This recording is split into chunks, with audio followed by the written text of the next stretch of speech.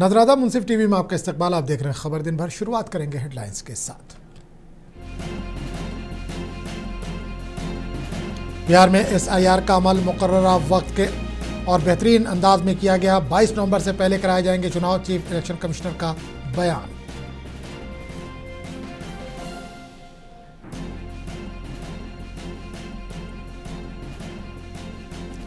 हल्का लामा ने बिहार में लाखों ख्वातीन के वोट डिलीट करने पर इलेक्शन कमीशन पर की तनकीद। कहा, रियासत के लोग वोट चोरी होने नहीं देंगे।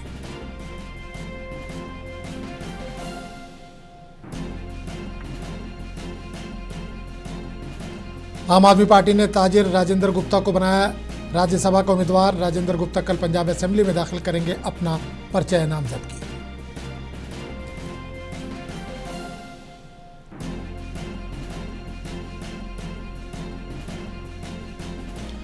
मगरबी बंगाल के दार्जिलिंग में मूसलाधार बारिश से तबाही। मिट्टी के तोदे गिरने से 1 दर्जन से ज्यादा लोगों की हुई मौत।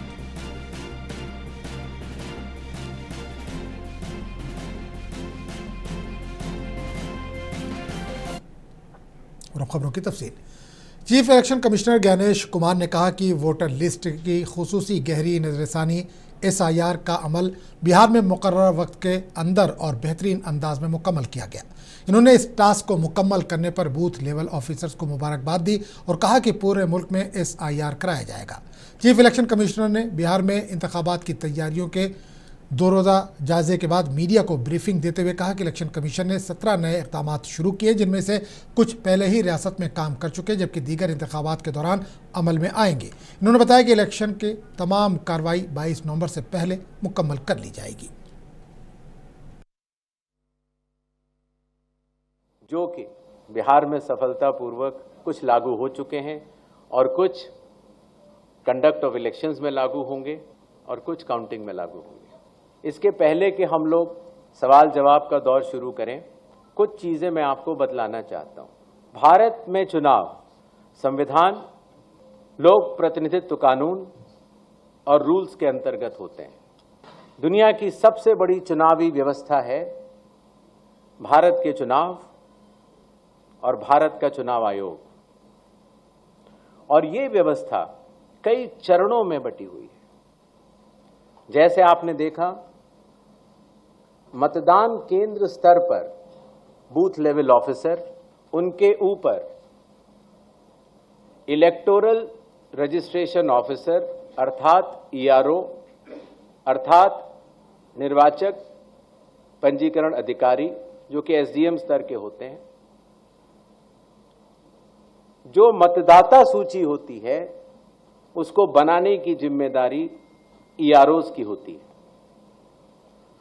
बिहार के 243 हर विधानसभा में एक ERO होता है और उन्होंने मिलकर BLOs के साथ मिलकर 243 EROs, 90,217 BLOs ने मिलकर काफी वर्षों के बाद, लगभग 22 वर्षों के बाद, मतदाता सूची के शुद्धिकरण का कार्य किया।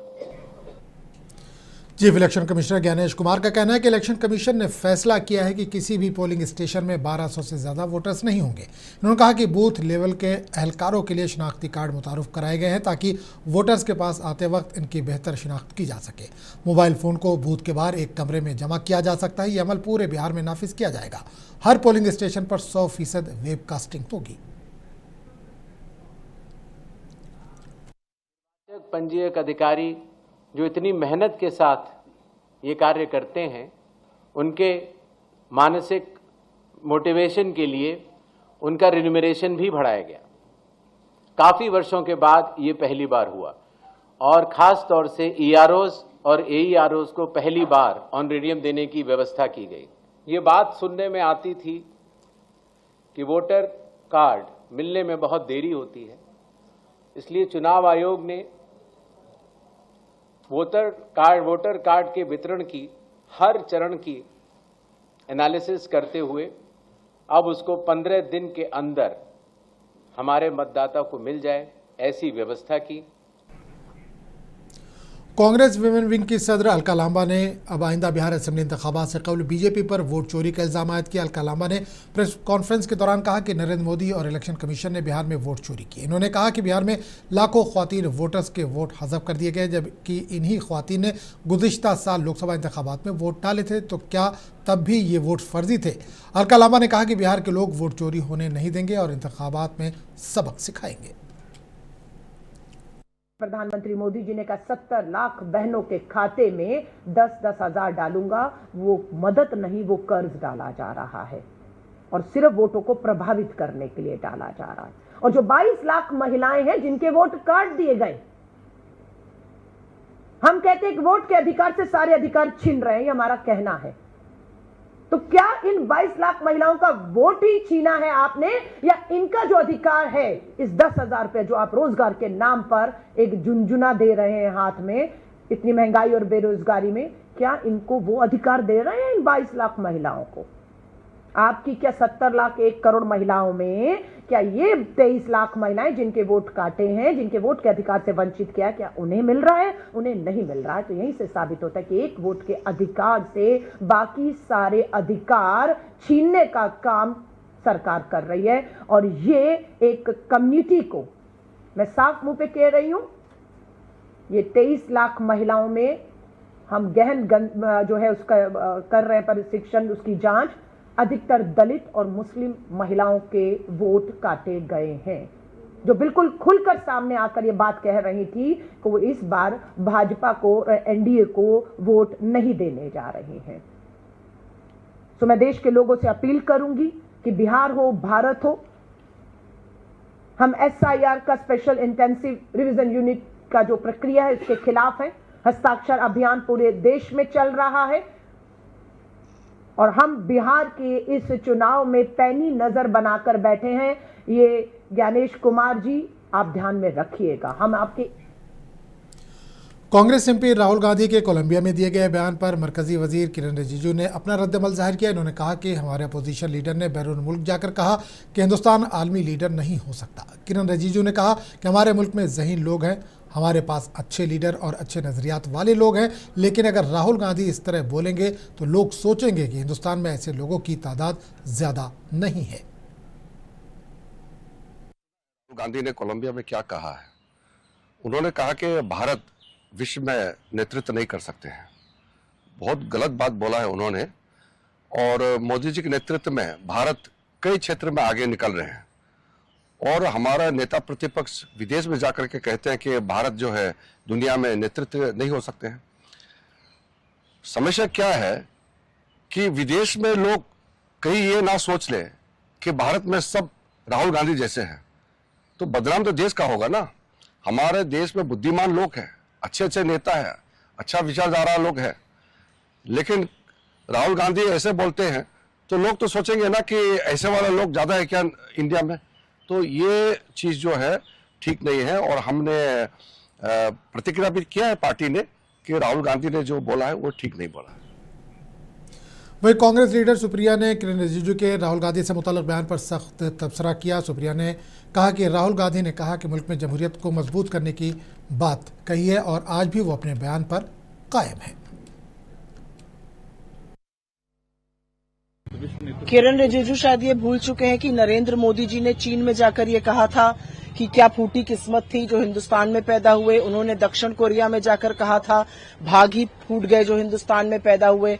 उन्होंने ब्रिटेन में जाकर हमारे डॉक्टरों की इतनी फजीहत करी थी। नरेंद्र मोदी ने, चाहे वो अमेरिका हो, ब्रिटेन हो, कोलंबिया हो, दक्षिण कोरिया हो, जर्मनी हो, चीन हो, हर जगह जाकर उन्होंने देश का अपमान किया है और इस बात को वो नकार नहीं सकते। राहुल जी ने सतत लोकतंत्र को मजबूत करने की, लोगों के हक की बात कही है, वो आज भी उस बात पर कायम है। कांग्रेस ने इस देश की आजादी के लिए शहादत दी है। इस देश को एक रखने के लिए इंदिरा जी ने अपने प्राणों का बलिदान दिया है, राजीव जी ने अपने प्राणों की आहुति दी है। किस मुंह से ये लोग बोलते हैं? असली देश को तोड़ने का काम वो लोग करते हैं जो इस देश में वैमनस्य फैलाते हैं, विभाजन करते हैं, भाई को भाई से लड़ाते हैं। इस देश में सद्भाव और सौहार्द जब तक बना रहेगा ये देश एक रहेगा, लेकिन ये बात न आरएसएस समझ सकती है और न बीजेपी समझ सकती है। कांग्रेस समझती है और कांग्रेस अपना दायित्व पूरा करती है इस देश को एकजुट रखने का। राहुल गांधी ने इस देश को एक रखने के लिए कन्याकुमारी से कश्मीर और मणिपुर से मुंबई तक की यात्रा करी। कोई एक बीजेपी का नेता है जिसने अपनी छोटी उंगली का नाखून काटा और इस देश को एक रखने। टीएमसी के रुकने पार्लियामेंट शत्रुघ्न सिन्हा का कहना है कि राहुल गांधी बहुत समझदार लीडर के तौर पर उभरे हैं। वो एक कौमी यूथ आइकन है। जो लोग उन पर तनकीद कर रहे हैं, इन्हें पहले इन बयानात की जांच करनी चाहिए जो इन्होंने बैरून मुल्क में दिए हैं। देखिए, राहुल गांधी आज बहुत ही परिपक्व नेता बनकर उभरे हैं। वो नेशनल यूथ आइकॉन है। आज बहुत काबिल है, बहुत गुणी है। वो यानी शक्ति के मामले में, सेहत के मामले में तो ब्लैक बेल्टर है ही वो। यानी बहुत ही चुस्त तंदुरुस्त हैं, दुरुस्त हैं, लेकिन उनकी वाणी भी बहुत दुरुस्त होती है। ये लोग जो उनकी आलोचना कर रहे हैं, पहले अपना दामन देखेंगे कि इन लोगों ने विदेशों में जाके क्या क्या नहीं बातें कही हैं। यहाँ तक कहा भारत के भ्रष्टाचार की बातें बढ़ा चढ़ा के जो कही उन लोगों ने। और हमारा माननीय प्रधानमंत्री जो हमारे दोस्त भी हैं, उन्होंने खुद कहा है कि पहले हिंदुस्तान में कोई पैदा होता था तो अपने आप को शर्मिंदा महसूस करता था। ये क्या बात है? और राहुल गांधी ने ऐसी कौन सी बात कही है जो नई बात है या बुरी बात है? उन्होंने साफ गोई से अपनी बात पेश की है और हमें उसकी कदर करनी चाहिए, उसकी आलोचना नहीं करनी चाहिए। क्या लगता है? मैं कुछ बातों में नाम काटने की जो बात हुई है चुनाव की घड़ी में, वो उसमें जरूर कुछ तथ्य दिखता है। ये चुनावी हमारे जो एक्सपर्ट्स आए हैं वो लोग क्या कर रहे हैं, मैं 7 तारीख को सुप्रीम कोर्ट का इंतजार कर रहा हूँ वो क्या कहती है। लेकिन हाँ, इतना जरूर लगता है जो नाम काटे गए हैं उसमें कुछ सवाल खड़े होते हैं। क्या ये नाम सही मायनों में काटे गए हैं? क्यों काटे गए हैं? कितनों के काटे गए हैं? किस कारण से काटे गए हैं? और साथ ही साथ ये भी बात है कि क्या यही लोग हैं जिनके नाम कटे हैं वो पिछली बार भी चुनाव में भाग लिए थे? और जिन आम आदमी पार्टी ने ट्राइडेंट ग्रुप के चेयरमैन राजेंद्र गुप्ता को राज्यसभा ज़िमनी इंतखाबात के लिए अपना उम्मीदवार मुंतखब किया। ये सीट संजीव अरोड़ा के असेंबली ज़िमनी इलेक्शन लड़ने के बाद खाली हुई थी। ज़राए के मुताबिक राजेंद्र गुप्ता पीर को पंजाब असेंबली में अपना पर्चा नामजदगी दाखिल करेंगे। इस मौके पर वज़ीर आला भगवंत मान भी मौजूद होंगे। इस फैसले को आम आदमी पार्टी की हिकमत अमली में सनती और सियासी तवाज़ुन बरकरार रखने की कोशिश के तौर पर देखा जा रहा है।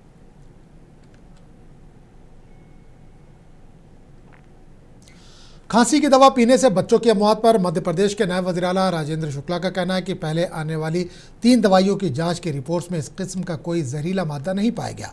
तमिलनाडु की फैक्ट्री से सिरप की रिपोर्ट में केमिकल मादा पाया गया।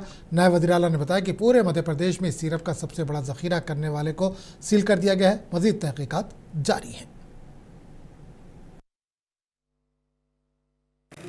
हाँ, पहले जो 3 दवाइयों की जांच रिपोर्ट आई थी उसमें इस प्रकार के कोई भी टॉक्सिक सब्सटेंस नहीं पाए गए थे।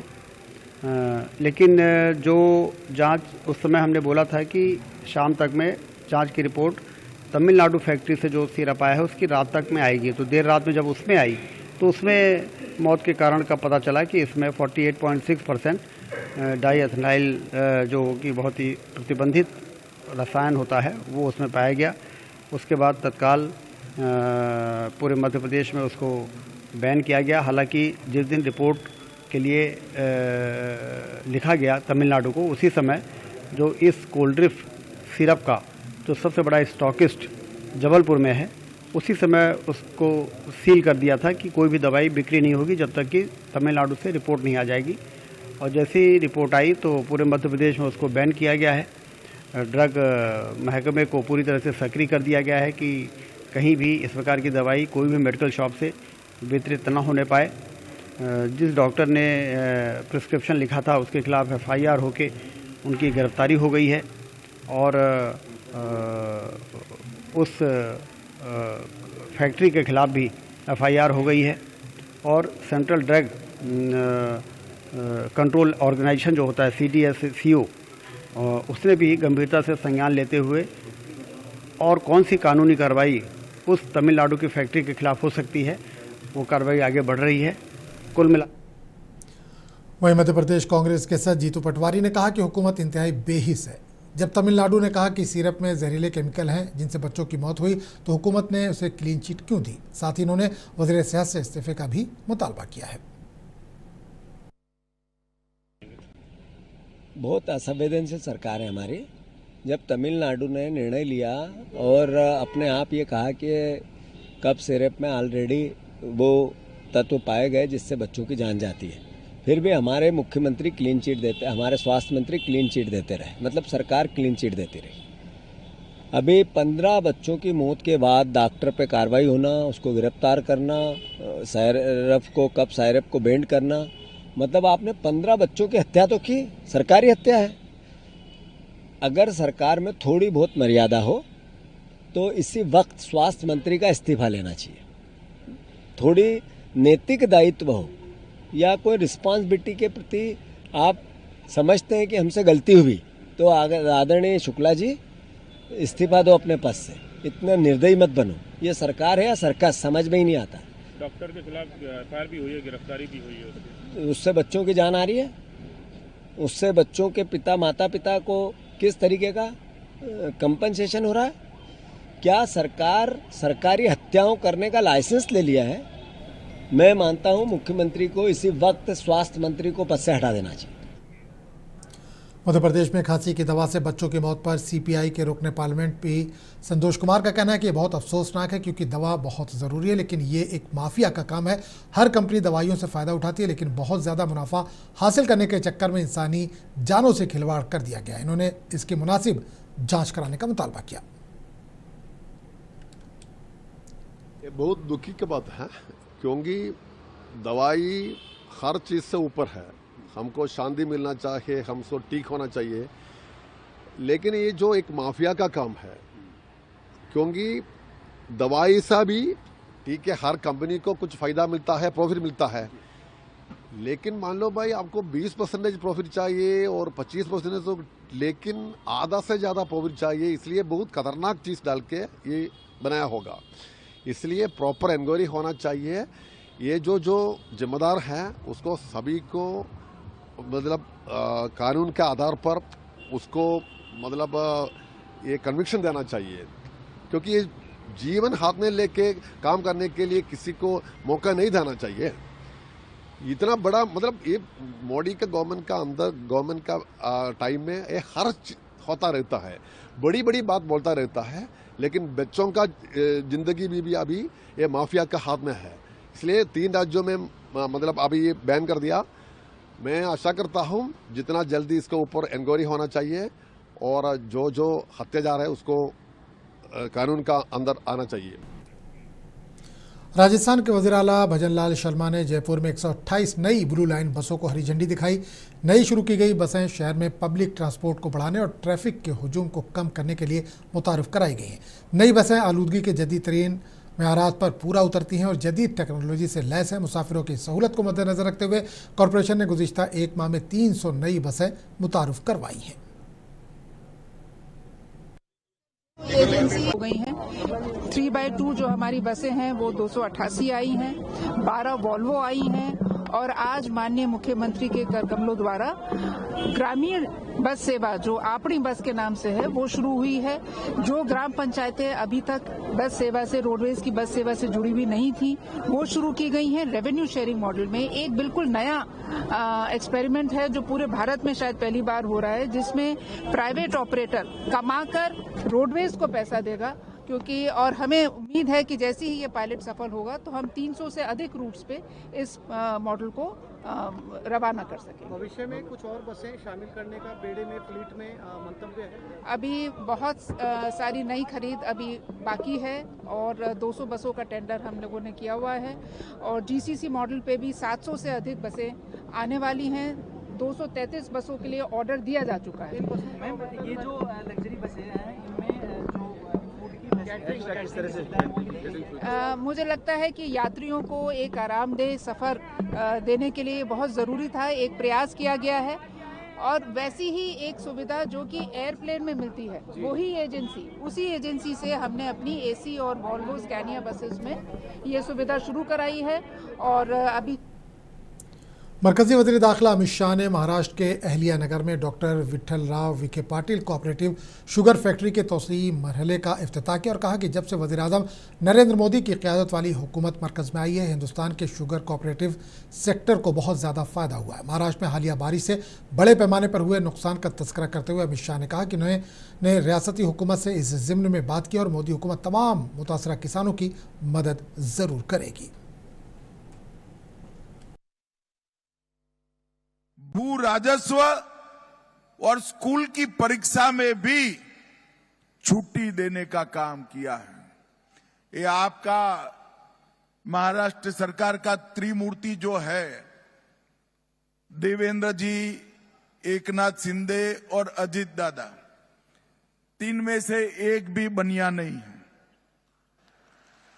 मगर ये तीनों बनिए से पक्के हैं। मुझे पद्मश्री पाटिल का मूर्ति का अनावरण कर कर बुलाया और पूछ लिया तरीके से, अच्छे तरीके से, कि भारत सरकार महाराष्ट्र के किसानों के लिए क्या करेगी। कल ही तीनों ने लंबी बैठक मेरे साथ करी है। मैंने मोदी जी की ओर से उनको आश्वस्त किया है कि महाराष्ट्र सरकार हमें डिटेल रिपोर्ट भेज दे। मोदी जी महाराष्ट्र के किसानों की मदद करने में जरा भी देर नहीं लगाएं। मगरबी बंगाल के दार्जिलिंग में मूसलाधार बारिश की वजह से मिट्टी के तोदे गिरने से 1 दर्जन से ज़्यादा लोगों की मौत हो गई, जबकि एक लोहे का पुल मुनहदिम हो गया। तूफानी बारिश और लैंडस्लाइडिंग की वजह से कई देहातों से राब्ता मुनक़ते हो गया। राहत और बचाव टीमें जाए वक़ू पर पहुँच चुकी हैं और मलबा हटाने में मसरूफ़ है। शदीद बारिश की वजह से यहाँ के हालात इंतहाई ख़राब हो गए। सड़कों पर हर तरफ मलबा और कीचड़ ही कीचड़ नज़र आ रहा है। इस दौरान महकमा मौसमियात ने दार्जिलिंग, कूच बिहार समेत दीगर इलाकों में शदीद बारिश के लिए रेड अलर्ट जारी किया है।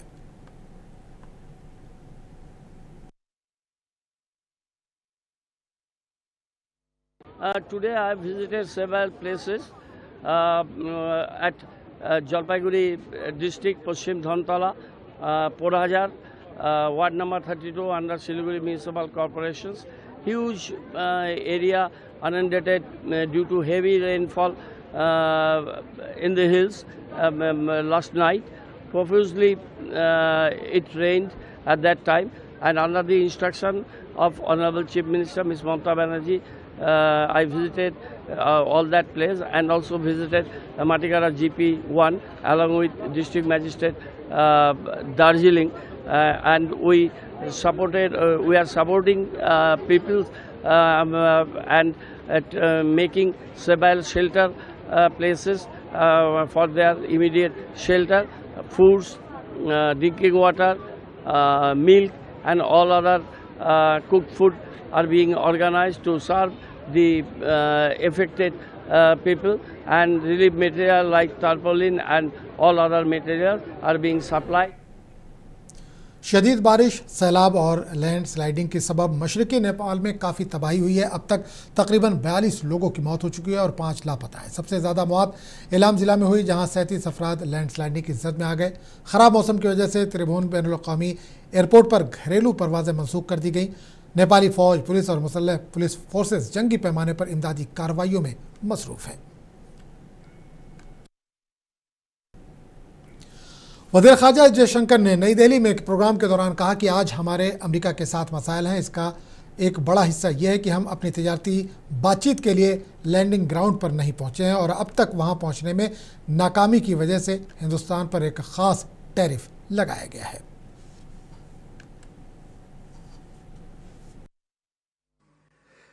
On the India-US issues, look, we have today issues with the United States. A big part of it is the fact that we have not arrived at a landing ground for our trade discussions. And the inability so far to reach there has led to a certain tariff being levied on India. In addition, there is a second tariff, which we have publicly said we regard it as very unfair, which has picked on us for sourcing energy from Russia, when of course there are other countries who have done so, including countries who right now have a far more antagonistic relationship with Russia than we do. So I don't want, I'm not minimizing the issues, but I don't think we should take it to a point as though this is going to percolate to every dimension of the relationship and there is something very fundamental at stake there. I think we need to see this in proportion. There are problems, there are issues. Nobody is in denial of it. Those issues need to be negotiated and discussed and resolved, which is exactly what we are trying to do.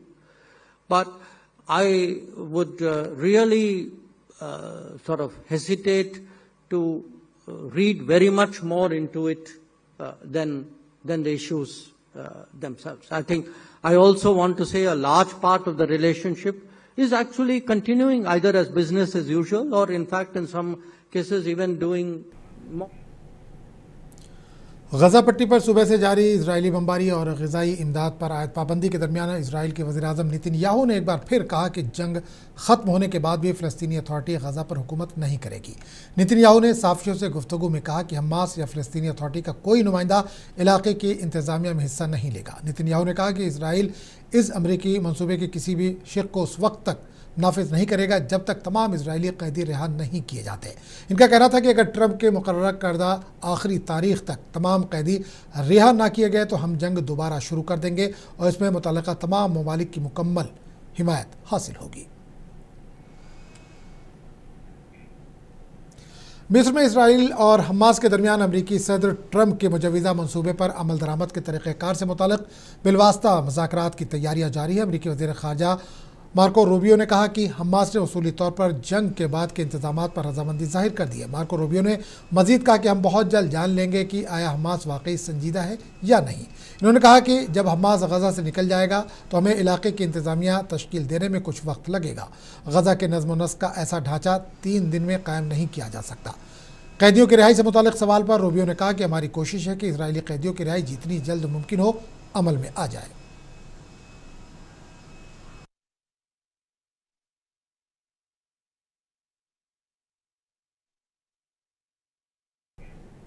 और आखिर में नजर headlines पर।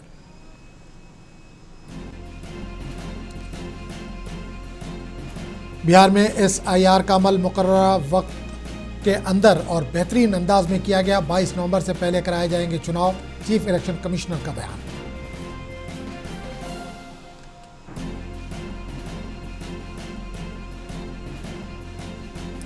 हल्का लामा ने बिहार में लाखों ख्वातीन के वोट डिलीट करने पर इलेक्शन कमीशन पर की तनकीद। कहा रियासत के लोग वोट चोरी होने नहीं देंगे।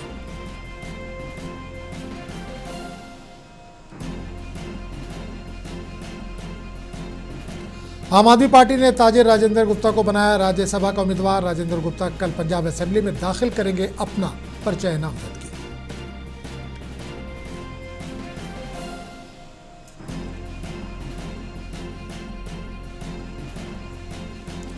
मगरबी बंगाल के दार्जिलिंग में मूसलाधार बारिश से तबाही, मिट्टी के तोदे गिरने से 1 दर्जन से ज्यादा लोगों की हुई मौत।